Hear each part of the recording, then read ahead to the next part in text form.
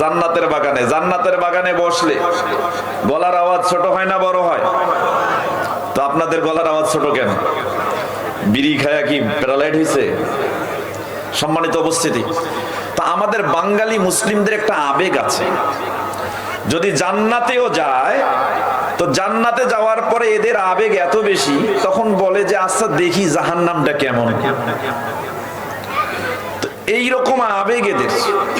দেখেন আজকে এখানে বাজার বসেছে, আমি আসার সময় দেখলাম যত মানুষ বাজারে অপেক্ষা করছে, ওই মানুষগুলো যদি এইখানে আসতো এরকম প্যান্ডেল আরো 3টা লাগতো।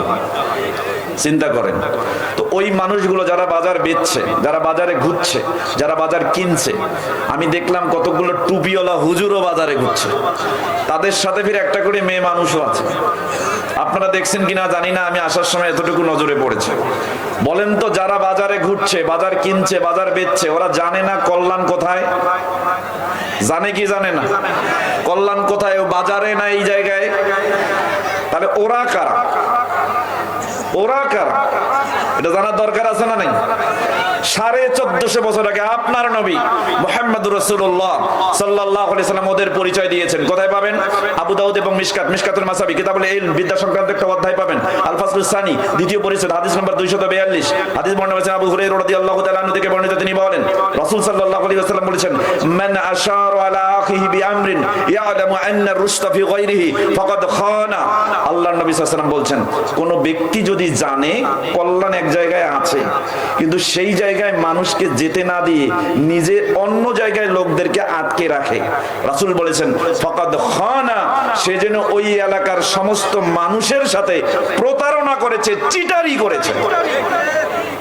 তাহলে এই মুহূর্তে যারা বাজার বেচে, বাজার কিনে, বাজারে ঘোরে, এরা হলো আন্তর্জাতিক মানের চিটার। তাহলে ওই চিটারদের থেকে আমরা মুক্ত আছি তো? এখন আসেন সংক্ষেপে বলি, আপনারা যে এখানে বসেছেন লাভটা কি বলবো, কারণ বলার প্রয়োজন আছে। এই জন্য বাজারে অনেক লোক, যদি কিছু লোককে আমরা আনতে পারি তাহলে আল্লাহ তাদের নসিবে যেন আজকের এই কল্যাণটা রাখেন। দেখেন লাভ কি।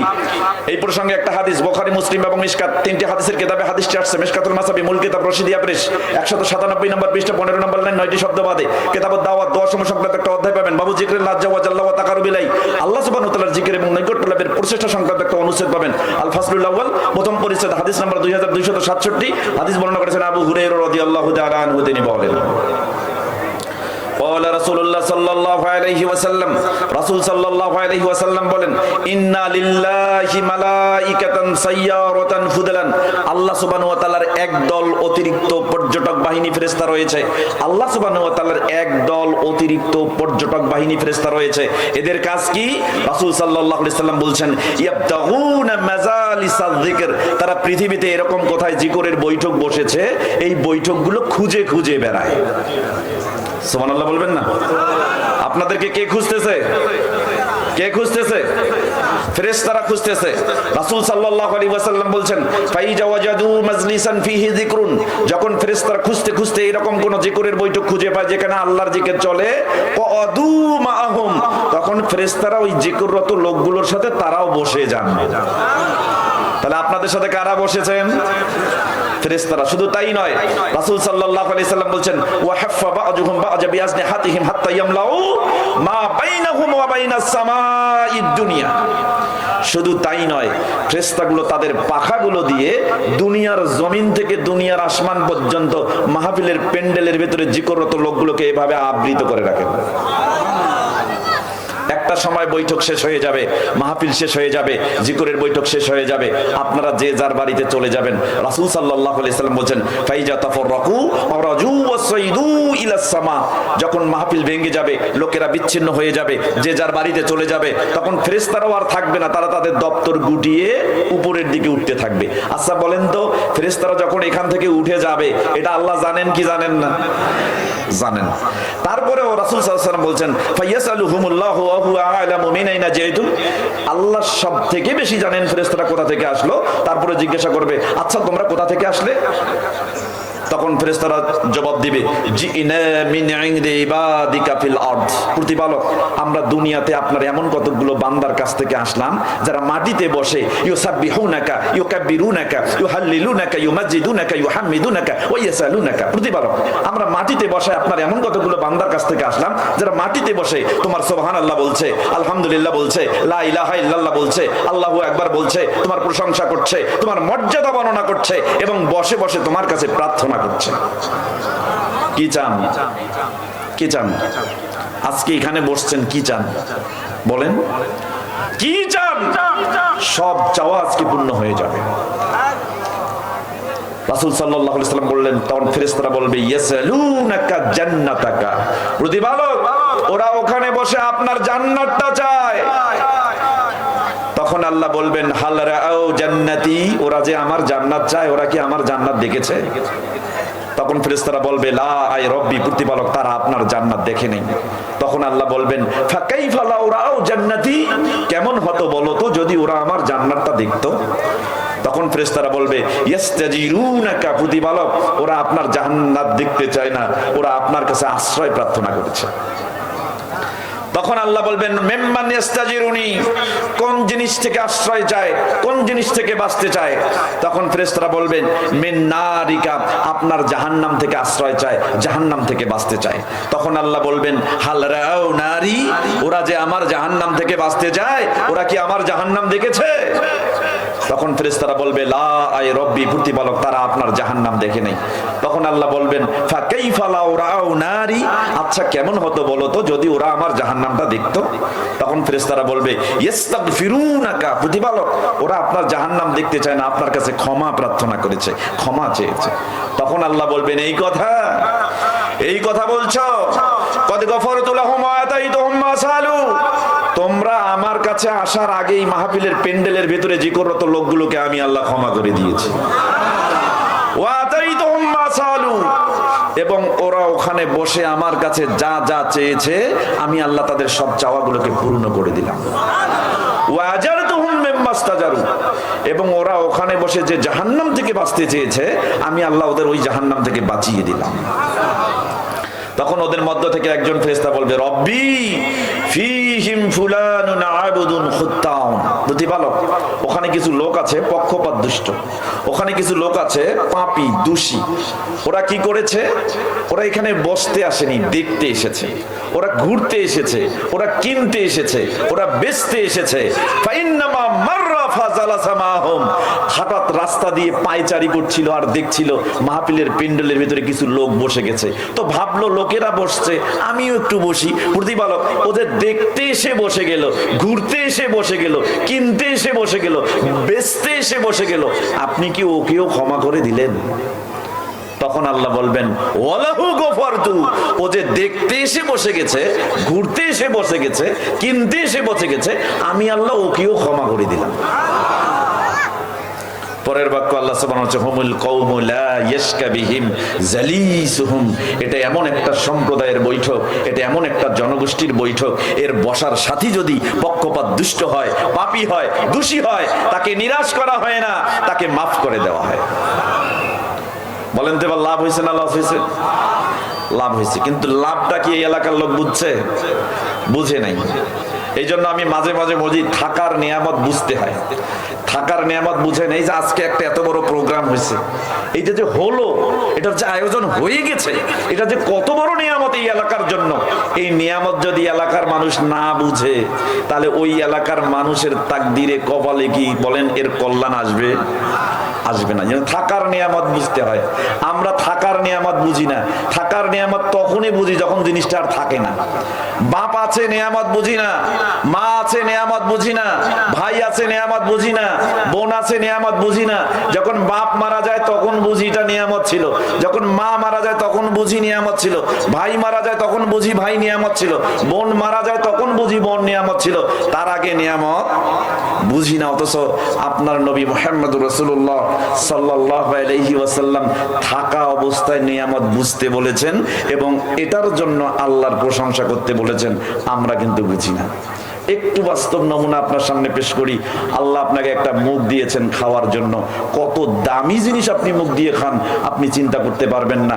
এত দামি জিনিস মুখ দিয়ে খান, কত টাকা ব্যয় করে মুখ দিয়ে খান, কিন্তু একটাবার চিন্তা করছেন এই যে আপনার একটা মুখ দিয়েছে, একটা ফুটা দিয়েছে, যেটা দিয়ে আপনি পেট পূর্ণ করেন, কিন্তু চিন্তা করেন এই পেট পরিষ্কার করে বের হওয়ার আরেকটা ফুটা আছে, আছে না নাই? আছে না?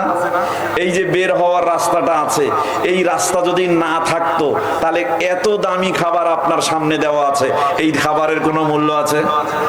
কোনো মূল্য নেই। থাকার নিয়ামত বুঝতে হয়। আল্লাহ আপনাকে পেট ভরিয়ে দিয়েছেন, কিন্তু পেট ভরানো খাবার যদি বের হওয়ার রাস্তা না থাকে, বলেন তো এই রাস্তা না থাকলে এই শরীরটার কোনো দাম আছে? এত খাবার খেলেন, বের হওয়ার রাস্তা দিলেন, এটার জন্য কোনোদিন ভাবছেন যে বের হওয়ার রাস্তা না থাকলে কোনো কিছুর স্বাদ বুঝতাম না, অতএব আল্লাহ যেহেতু বের হওয়ার রাস্তা দিয়েছেন, প্রশংসা করি আল্লাহর, বলি আলহামদুলিল্লাহ। 1450 বছর আগে আপনার নবী মুহাম্মদুর রাসূলুল্লাহ সাল্লাল্লাহু আলাইহি ওয়াসাল্লাম খাওয়া শেষ করার পরে, পানি পান করার পরে একটা দোয়া পড়তেন, যে দোয়া আমরাও পড়তে পারি। একটু হিসাব করেন, আবু দাউদ, তিরমিজি, ইবনু মাজাহ, দারিমি, দারাকুতনি, বাইহাকি এবং মিশকাত, 7টি হাদিসের কিতাবে হাদিসটি আসছে। মিশকাতুল মাসাবি, কিতাবুল আতঈমা, খাবার খাওয়া সংক্রান্ত একটা অধ্যায় রয়েছে। আল ফাসলুস সানি, দ্বিতীয় পরিচ্ছেদের 4207 নম্বর হাদিস। আবু আইয়ুব আনসারী রাদিয়াল্লাহু তাআলা আনহু থেকে বর্ণিত, তিনি বলেন, আন্নান নবী সাল্লাল্লাহু আলাইহি ওয়াসাল্লাম ইযা আকালা ওয়া শারিবা, আল্লাহর নবী যখন কিছু খেতেন, কিছু পান করতেন, ক্বালা, তখন তিনি এই দোয়াটা পড়তেন। কি পড়তেন? আলহামদুলিল্লাহিল্লাযী আতআমা ওয়া সাকা ওয়া সাওয়াগাহু ওয়া জাআলা লাহু মাখরাজা। এই দোয়া পড়তেন। আপনারা কি এই দোয়া পড়েছেন কখনো? মুখস্থ আছে? মুখস্থ নাই, একটা মুখস্থ করে নেবেন। এই দোয়াটার অর্থটা বোঝেন। থাকার নিয়ামত আপনার নবী 1450 বছর আগে বুঝছিলেন, আপনি এখনো বুঝতে পারেন নাই, এই জন্য এই দোয়ার ধারে কাছেই যান নাই, এই দোয়া শুনেনই নাই। মুখস্থ করা তো দূরের কথা, আপনি এর নিয়ামত না বোঝার কারণে এই দোয়া থেকে কত দূরে আছেন। 1450 বছর আগে আপনার নবী যখন কিছু খেতেন, যখন কিছু পান করতেন, তখন আল্লাহর প্রশংসা করে বলতেন, আলহামদুলিল্লাহিল্লাযী আতআমা, সমস্ত প্রশংসা ওই আল্লাহর জন্য যিনি আমাকে খাইয়েছেন, ওয়া সাকা, এবং যিনি আমাকে পান করিয়েছেন, ওয়া সাওয়াগাহু, এবং যিনি আমাকে খাবার খেয়ে পরিপুষ্ট করেছেন, ওয়া জাআলা লাহু মাখরাজা, এবং যিনি খাইয়ে সেই খাবার বের করার জন্য একটা রাস্তা বানিয়ে দিয়েছেন। চিন্তা করছেন? খাবার খেয়ে খাবার বের হওয়ার যে রাস্তা বের করেছেন, এই জন্য নবী প্রশংসা করেছেন কার? তার মানে নিয়ামত তিনি বুঝেছেন, কিন্তু আপনি বুঝেননি। এই জন্য থাকার নিয়ামত বুঝতে হয়। সম্মানিত উপস্থিতি, আল্লাহ সুবহানাহু ওয়া তাআলা আমাদের নিয়ামত বুঝার তৌফিক দান করুন, সকলে বলি আমিন। আমরা নিয়ামত বুঝবো কেন? আমরা আমাদের মতো করে রাসূল সাল্লাল্লাহু আলাইহি সাল্লামকে অনুসরণ করব না। এর জন্য যদি আমরা আমাদের মতো করে রাসূল সাল্লাল্লাহু আলাইহি সাল্লামকে অনুসরণ করি, তাহলে কোনটাতে নিয়ামত আছে, কোনটাতে নিয়ামত নাই, এইটা কিন্তু বুঝবো না। আমার কথা কি বুঝতে পারতেছেন? মনে হয় ইকো একটু বেশি হয়ে গেছে নাকি? ঢেউ বেশি হচ্ছে, ইকো একটু কমাই দেন। কে আছে অপারেটরে? কে আছে? কমাই দেন। সম্মানিত উপস্থিতি, আমাকে একটা নির্দিষ্ট বিষয় দেয়া হয়েছে, অবশ্যই আমি নির্দিষ্ট বিষয়ে কথা বলবো। তার আগে আমি আপনাদেরকে বোঝাবো, আল্লাহর নবী সাল্লাল্লাহু আলাইহি সাল্লাম আমাদের কাছে যা এনেছেন সেটা আমরা গ্রহণ করব, আর যেটা থেকে নিষেধ করেছেন সেটা কি করব? বাদ দেব। সেটা কি করব? বাদ দিব। আল্লাহ সুবহানাহু ওয়া তাআলা বলছেন 59 নম্বর সূরা হাশরের 7 নম্বর আয়াত, ওয়া মা আতাকুমুর রাসূলু ফাখুজুহু ওয়া মা নাহাকুম আনহু ফান্তাহু। আপনাদের কাছে আপনার নবী সাল্লাল্লাহু আলাইহি ওয়াসাল্লাম যা নিয়ে এসেছেন তোমরা তা গ্রহণ করো, আর যা তোমাদেরকে বর্জন করতে বলেছেন তোমরা সেটাকে বর্জন করো। তাহলে রাসূল যা এনেছেন সেটা নিব, আর যেটা নিষেধ করেছেন সেটা কি করব? ছেড়ে দিব। তা আমরা আনাটা জানি, কিন্তু নিষেধ করাটা জানি না। এই জন্য কোনটাতে নিষেধ আছে বুঝি না, আর না বোঝার কারণে আমাদের সবটাই চলে, সবটাই আমাদের কাছে ইসলাম। সম্মানিত উপস্থিতি, ইসলাম বুঝতে হবে, একটু বোঝার চেষ্টা করুন। আমরা আমাদের মতো করে ইসলাম বুঝি বিধায় ইসলামে যা আছে তা আমরা বুঝি না। একটু ভালো করে বুঝুন। সম্মানিত উপস্থিতি, এলোমেলো পরিস্থিতি আমি দেখতেছি। ছেলেপেলেরা আছে, ভলান্টিয়ারের দায়িত্বে যারা আছে, লোকদেরকে বসানোর চেষ্টা করবেন। আপনারা যারা আছেন, আমার কথা কি বুঝতে পারতেছেন? মাঝখানের যে ফাঁকা জায়গাগুলো আছে আপনারা পূরণ করে সামনে এগিয়ে আসবেন, পিছনে জায়গা খালি করে দিবেন। যদি কোনো লোক থাকে ফাঁকে আসার মতো তারা পিছনে বসবে, সামনে তাদের কোনো স্থান নেই। আপনারা একটু সামনে এগিয়ে আসেন, সামনে এগিয়ে আসেন।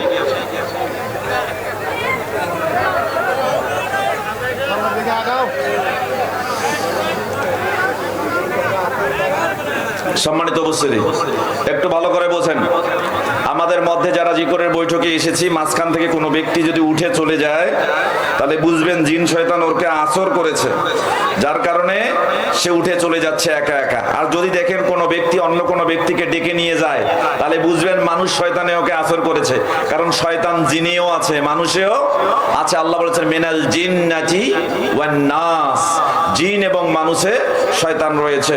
অতএব খুব সাবধান, আমরা শয়তানের প্ররোচনায় যেন না পড়ি। আল্লাহ আমাদের সেই তৌফিক দান করুন, সকলে বলি আমিন।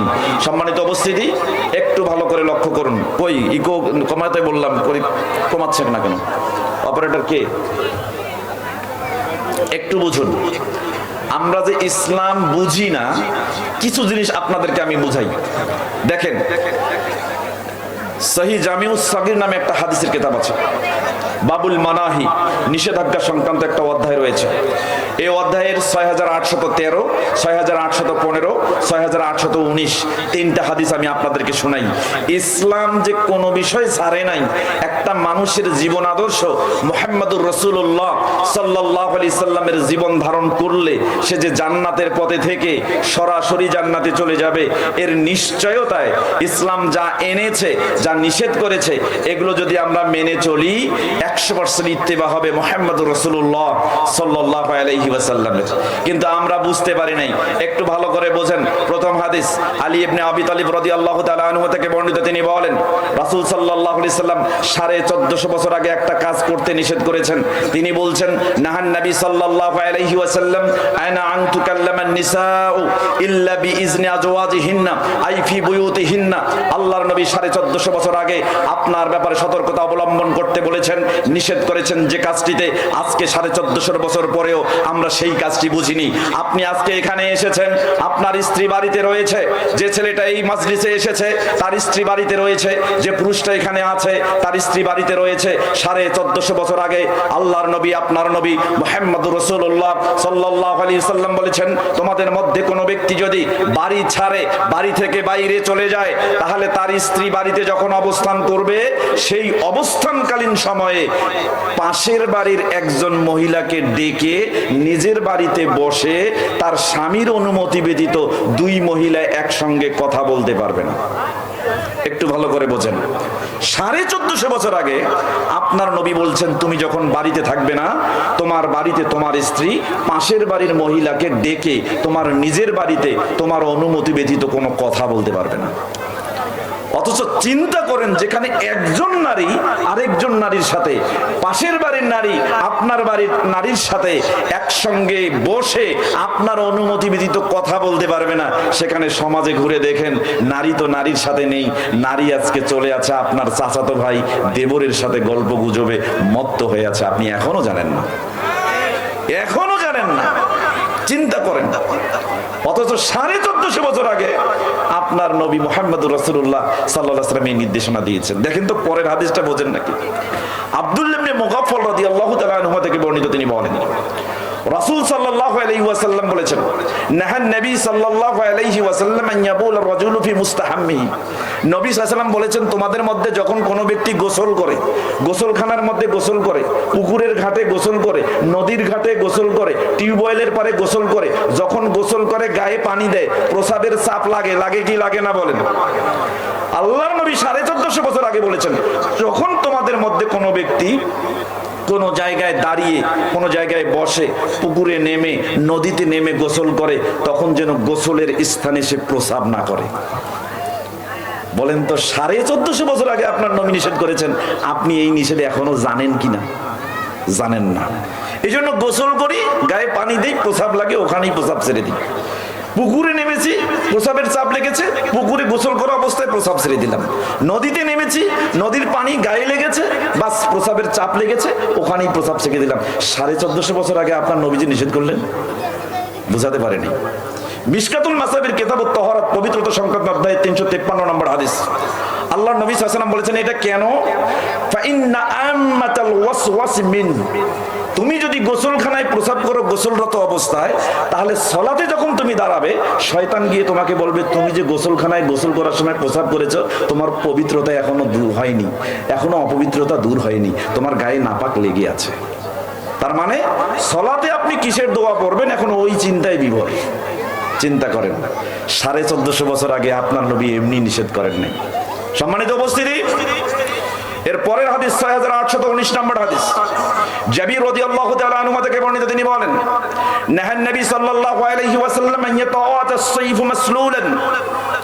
1450 বছর আগে আপনার নবী মুহাম্মদ রাসূলুল্লাহ সাল্লাল্লাহু আলাইহি ওয়াসাল্লাম নিষেধ করেছেন আপনি যখন ধারালো অস্ত্র দিয়ে কাজ করেন, দা দিয়ে কাজ করেন, কুড়াল দিয়ে কাজ করেন, কুঠার দিয়ে কাজ করেন, এরপরে যে কোনো কাস্তে বা যে কোনো ধরনের ধারালো অস্ত্র দিয়ে কাজ করেন, 1450 বছর আগে আপনার নবী বলেছেন যখন তুমি ধারালো অস্ত্র বহন করবে ধারালো অস্ত্রের ধারটাকে কাপড় দিয়ে পেঁচিয়ে তারপরে তুমি অস্ত্রটা বহন করবে। দেখেন তো এই নিয়ম মানেন কিনা। 1450 বছর পরে এখনো আপনি কৃষক মানুষ কোদাল নিয়ে হাঁটছেন, হাঁটেন বাম পাশে, ডান পাশে কোদাল ঝুলিয়ে রেখেছেন, পাশুন নিয়ে হাঁটছেন, হাঁটেন বাম পাশে, ডান পাশে পাশুন নিয়ে হাঁটছেন, হাঁটেন বাম পাশে অথচ ডান পাশে কাস্তি নিয়ে হাঁটছেন। আপনি হাঁটছেন লাঙ্গল নিয়ে, বাম পাশে হাঁটছেন অথচ ডান পাশে লাঙ্গল ঝুলিয়েছেন। যে কোনো সময় ডান পাশে চলা ব্যক্তির ওই ধারালো অস্ত্রের ধারালো অংশ দিয়ে কেটে ছেড়ে নষ্ট হয়ে যেতে পারে। 1450 বছর আগে আপনি আপনার নবী নিষেধ করেছেন, আপনি করছেন কেন? বুঝেন না তাই, শুনেন নেই তাই, মানবেন কেমনে? চিন্তা করেন। আপনার নবী বলেছেন সহিহ মুসলিম 2615 নম্বর হাদিস, ফালইউমসিক আলা নিসালিহা বিকাফিহি। ধারালো অস্ত্র যখন তুমি বহন করো, ধারালো অস্ত্রের ধার যদি কাপড় দিয়ে ঢাকার মতো কাপড় না থাকে, যদি কাগজ দিয়ে মোড়ানোর মতো কাগজ না থাকে, তাহলে তোমার হাতের তালু দিয়ে ধারালো অংশকে ঢেকে তারপরে অস্ত্রটা বহন করতে হবে। 1450 বছর আগে আপনার নবী কথা বলেছেন, অথচ 1450 বছর পরে অনেক হুজুরেই এই কথা জানে না। কি দিয়ে বুঝাবো আপনাকে? এই ছেলে, 5 জন যখন তুমি একসঙ্গে বসে গল্প করো, তোমার এক বন্ধু গল্পের ছলে পাদ মেরেছে, মানে পাদু করে ফেলেছে, তো তুমি কি করবে? তুমি কি করবে? এই পাদের কথা বলতেও নবী ছাড়েন নাই, তুমি হাসছো। চিন্তা করো। সহিহ জামিউ সগীর বাবুল মানাহি নিষেধাজ্ঞা করা সংক্রান্ত একটা অধ্যায় রয়েছে। 6896 নম্বর হাদিস, জাবির রাদিয়াল্লাহু তাআলা আনহু থেকে বর্ণিত, তিনি বলেন নাহান নবী সাল্লাল্লাহু আলাইহি ওয়াসাল্লাম আনিজ জিহকি আনিজ জরতাহ। নাহান নবী সাল্লাল্লাহু আলাইহি ওয়াসাল্লাম আনিজ জিহকি মিনাজ জরতাহ। 1450 বছর আগে আপনার নবী বলেছেন যখন কয়েকজন মিলে একসঙ্গে গল্প করে তার মধ্যে একজন যদি বায়ু ত্যাগ করে পাদ মেরে দেয়, শব্দ হয়, বাকিরা যেন শুনে তাতে না হাসে। বুঝাতে পারিনি আপনাকে। 1450 বছর আগে এই কাজটাতে আপনার নবী হাসতে নিষেধ করেছেন আর আপনি হাসছেন। আশ্চর্য ব্যাপার। কি ইসলাম পেয়েছেন আপনি? কোনো কথাই বলতে পারেনি আপনার নবী, আর আপনি ইসলামের অংশ জানেনই না। আশ্চর্য ব্যাপার। একটু চিন্তা করেন তো। এই ছেলে, আজকে তুমি রাজনীতি করো, তুমি নেতার পিছনে ঘোরো, নেতা যা বলে সেটাকেই তুমি অথেন্টিক মনে করো। ধর্মের চেয়ে তোমার নেতার কথা তোমার কাছে অনেক সময় বড় হয়ে যায়। 1450 বছর আগে তোমার নবী কি বলেছেন দেখো। সহিহ জামিউ সগীর নামে একটা হাদিসের কিতাব আছে, ফসলে আলিফ, আলিফ শব্দের বর্ণ ফসলে এই হাদিসটা আসছে 2672 নম্বর হাদিস, সিলসিলা হাদিসে সহিহা 1253 নম্বর হাদিস। ওকাইল আলবানী রাহিমাহুল্লাহ হাযা হাদিসুন ওয়া সানাদুহু সহিহুন, হাদিসটি এবং তার সনদ সহিহ। আমর বিন সুফিয়ান রাদিয়াল্লাহু তাআলা আনহু থেকে বর্ণিত, তিনি বলেন রাসূল সাল্লাল্লাহু আলাইহি ওয়াসাল্লাম বলেছেন ইয়াকুম ওয়া আবওয়াবাস সুলতান। তোমার নবী বলেছেন এই সাবধান, নেতার দরজায় দরজায় ঘোরো না, নেতার বাড়ির দুয়ারে ঘোরো না, নেতার গেটে ঘোরো না, নেতা যেখানে বসে তার আশেপাশে ঘোরো না। তার মানে নেতার চামচামি করো না।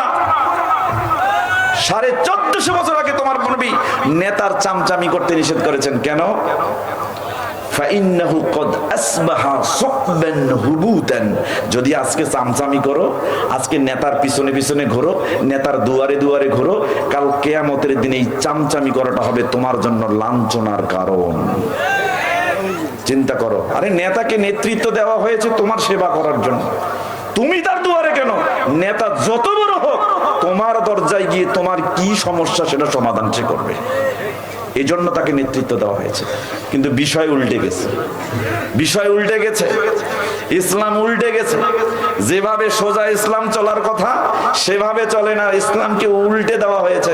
এই জন্য আল্লাহ নবী, আপনার নবী মুহাম্মদুর রাসূলুল্লাহ সাল্লাল্লাহু আলাইহি ওয়াসাল্লাম মুসনাদে আহমদের 3877 নম্বর হাদিস, ওয়াকাল আলবানী রাহিমাহুল্লাহ ফি সিলসিলাতে হাদিস সাহিহা হাযা হাদিসুন ওয়া সানাদুহু সহিহুন, হাদিসটি এবং তার সনদ সহিহ। আব্দুল্লাহ ইবনে মাসউদ রাদিয়াল্লাহু তাআলা আনহু থেকে বর্ণিত, তিনি বলেন রাসূল সাল্লাল্লাহু আলাইহি ওয়াসাল্লাম বলেছেন, ইন্না মিন আশরাতিস সাআ, কিয়ামতের নিদর্শনাবলীর মধ্যে একটা নিদর্শন হলো এরকম, লা ইয়াজদাদুল আমরু ইল্লা শিদ্দাহ, কোন জিনিস সহজে হওয়ার কথা সেটা আর সহজে হবে না, কঠিন হয়ে যাবে। আর যে বিষয়টা কঠিন ছিল সেটা একেবারে সহজ হয়ে যাবে। টাকা দিলে চাকরি পাওয়া যায়, কোনো মেধা লাগে না। অথচ মেধা দিয়ে, মেধা থাকার পরেও পরীক্ষা অ্যাটেন্ড করে আপনি কয়েক ধাপে ভাইবা ফেস করলেন, চাকরি নেই। তার মানে সহজে যেটা হওয়ার কথা সেটা হচ্ছে না, কিন্তু কঠিন যেটা ছিল সেটা সহজেই হয়ে গেছে। ইসলাম উল্টে গেছে। কেমনে বুঝাই আপনাকে? চিন্তা করেন কেমনে বুঝায়। সম্মানিত উপস্থিতি, একটু ভাবুন। এই জন্য আমরা যা বুঝি ইসলাম হিসেবে সেটা ইসলাম না হয়, আর যেটা ইসলাম সেটা বুঝি না, বুঝতে চাই না। আল্লাহ সুবহানাহু ওয়া তাআলা আমাদের সঠিক ইসলাম বোঝার তৌফিক দান করুন, সকলে বলি আমিন। আমাকে আলোচনা করতে বলা হয়েছে জেনা এবং ব্যভিচার, কিন্তু যে পরিস্থিতি দেখলাম বাজারেই তো টিকে না। আজকের আলোচনায় বাজারেই টিকবে না। যে বাজারে যে সিনারি দেখলাম, হুজুর ওখানে ঘুরছে, তার সাথে স্ত্রী, তার সাথে কন্যা, তার সাথে মহিলা মানুষ, তো বাজারেই তো টিকে না।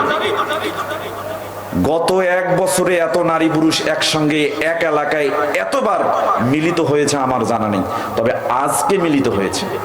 তাহলে এই অনুষ্ঠান কল্যাণের জন্য করতে গিয়ে অকল্যাণ হলো না তো? চিন্তা করেন, কল্যাণের জন্য করলাম কিন্তু অকল্যাণ হলো না তো? চিন্তা করেন, সাবধান। সম্মানিত উপস্থিতি, জেনা ব্যভিচার নিয়ে একটু কথা বলবো। অনেকের মন খারাপ লাগতে পারে, খারাপ লাগতে পারে, খারাপ লাগার কিছু নেই। সংশোধন হওয়ার জন্য আমরা আসছি, বলে কারণ ঠিক কিনা? আল্লাহ সুবহানাহু ওয়া তাআলা আমাদের সকলকে সংশোধন হওয়ার তৌফিক দান করুন, সকলে বলে আমিন।